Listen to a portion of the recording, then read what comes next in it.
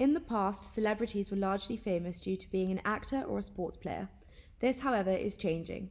On average, Britons spend 24 hours a week online. This has given a rise to new celebrities we now refer to as influencers. Influencers are defined by the Cambridge Dictionary as someone who affects or changes the way other people behave, for example through their use of social media.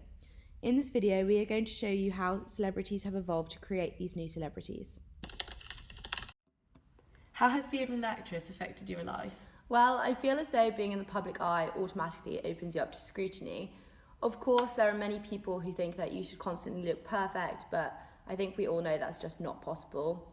I feel as though there's a lot more leeway in the way that there are so many different looks and body shapes in the industry, so I believe that there is a lot less scrutiny around what you look like and what your social media is like. For example, Jennifer Lawrence doesn't have any form of social media. And of course, this is still a high-pressured life, but I don't believe it's as high-pressured as new influencers would face. Do you think you are recognised for yourself or for the characters you play? I think that thanks to the way you're portraying yourself as someone else, you're often recognised for the characters you play. Because a lot of films become iconic, thus making the characters themselves in the films iconic. So people will be recognised for that rather than for who you are. But I think this industry has also enabled a lot of people to become famous due to their most famous films or their breakouts. For example, Amanda Seyfried's first big role that she was known for was in Mean Girls. Where are the plastics? They're teen royalty. If North Shore was Us Weekly, they would always be on the cover. That one there, that's Karen Smith. She is one of the dumbest girls you will ever meet.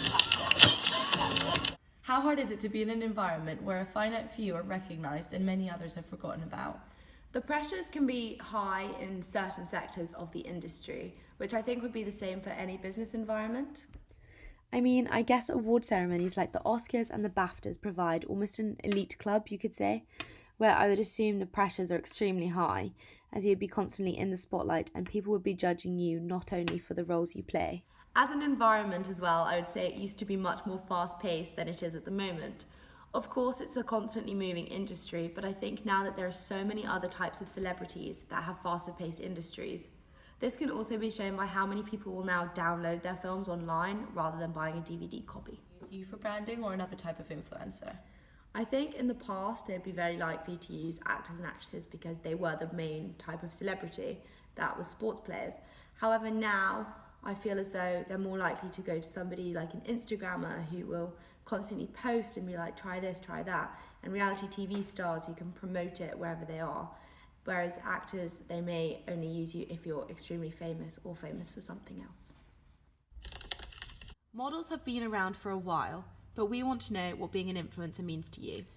I think of being an influencer as a person or a platform who is able to affect, guide or inspire a large audience. Being a model has definitely helped with my social media success and vice versa, but I don't see it as a way to earn money through the ads. When you have such a big platform and you know that many people, especially young ones, are following you, it gives you the responsibility to be the best version of yourself and to make sure that you're setting a good example for everyone.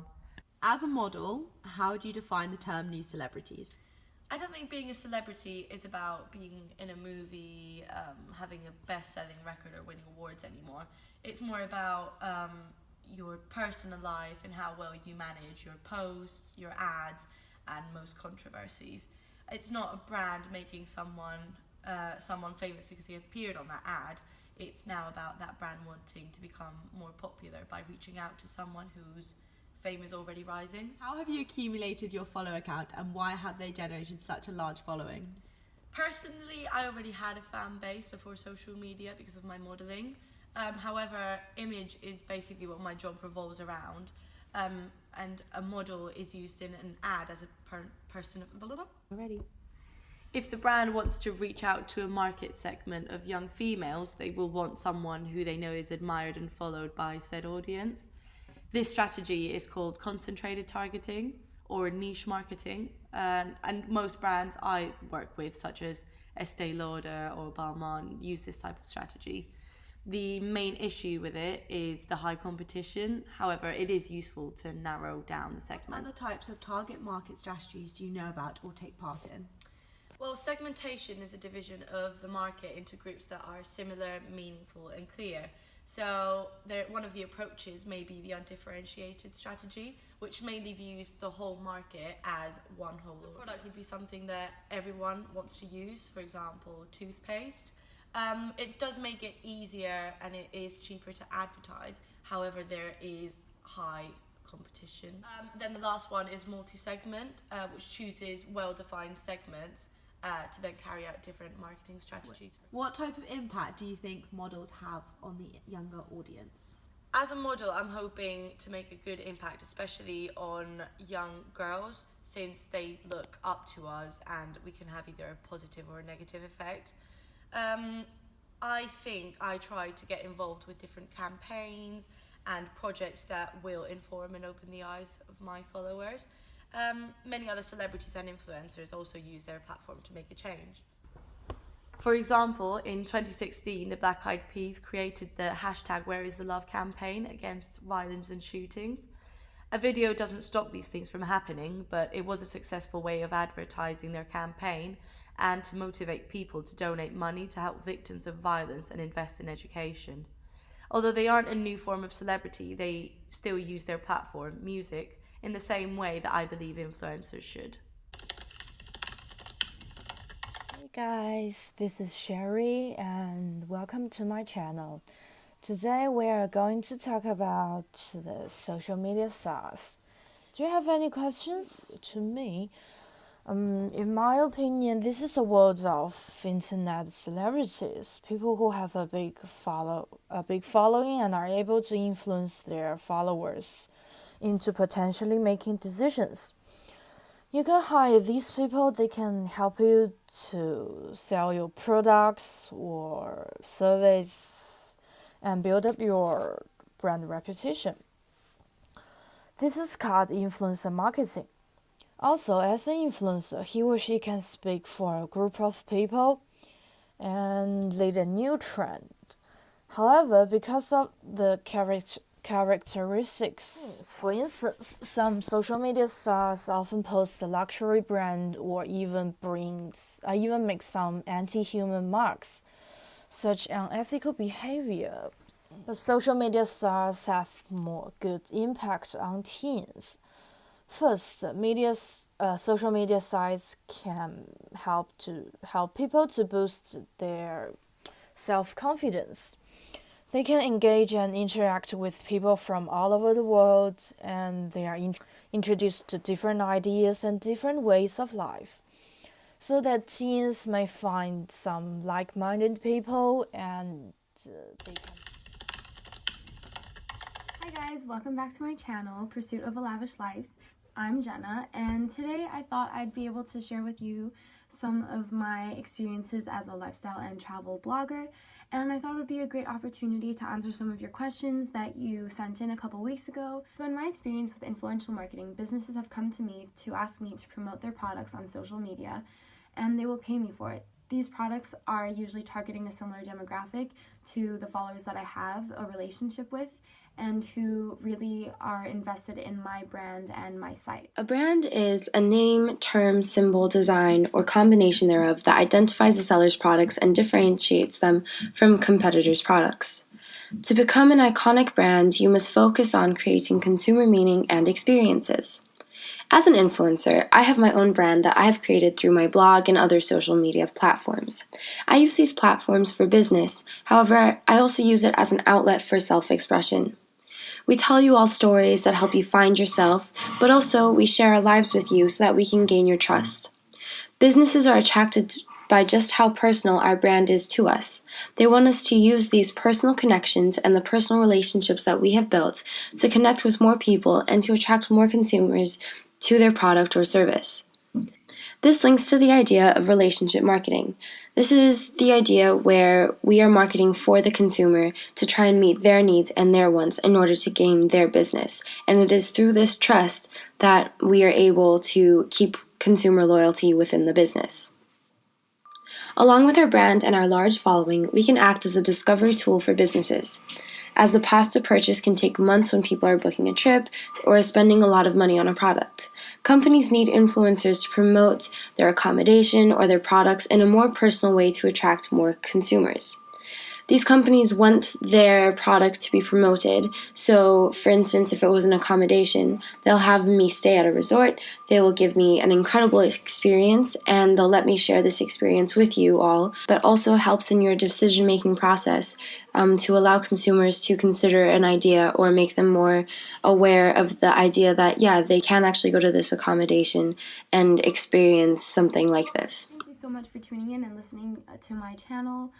If you like this video, please subscribe and please feel free to comment below. I'm always happy to read your comments and reply. So yeah, thank you. Do you pay for outdoor games and devices, or do you collaborate with any retailers? Well, I do pay for most of my games and my devices, and I'm not yet collaborating with any retailers. I'm not that famous. But have you ever heard about a curator? It's like a platform where game developers and players could collaborate. Players would get a free game with a good review. Not necessarily a positive one, but you have to play it for real, and then the review have to be unbiased. I suppose those developers do want a positive review, don't they? Well, of course. And actually I did receive some offer from some developers. They trying to offer me some money in exchange for a positive review, and hopefully I reject it.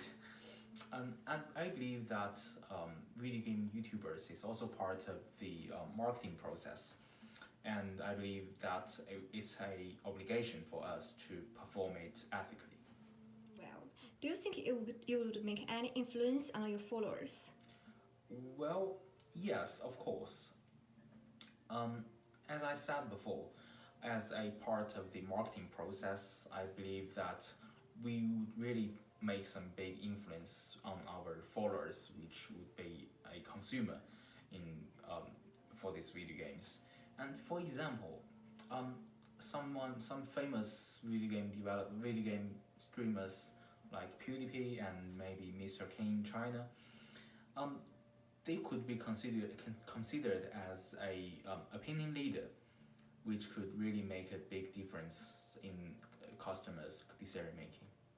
What about concentrated market? Do you think targeted marketing is applied in your videos?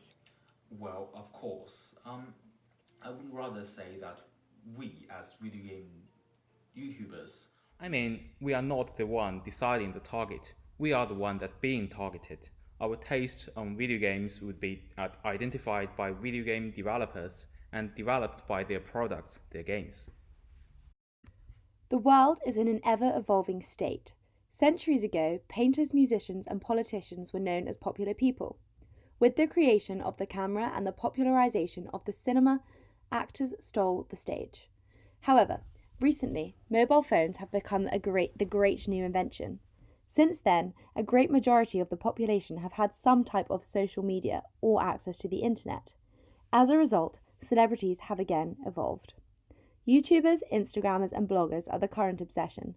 But as nature takes its course, there will be a shift in influencers as technology changes again. The definition of marketing hasn't changed, but what is clear is that its form and the way it reaches out to its audience has always followed the trends. Currently, we are engaged by ads on social media.